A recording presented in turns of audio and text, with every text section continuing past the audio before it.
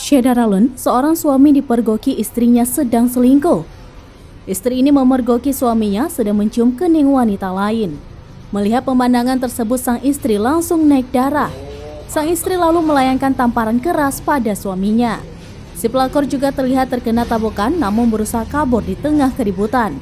Momen menegangkan itu terekam kamera CCTV yang beredar di media sosial hingga viral. Salah satunya diunggah akun Instagram @terangmedia pada Senin 14 November 2022.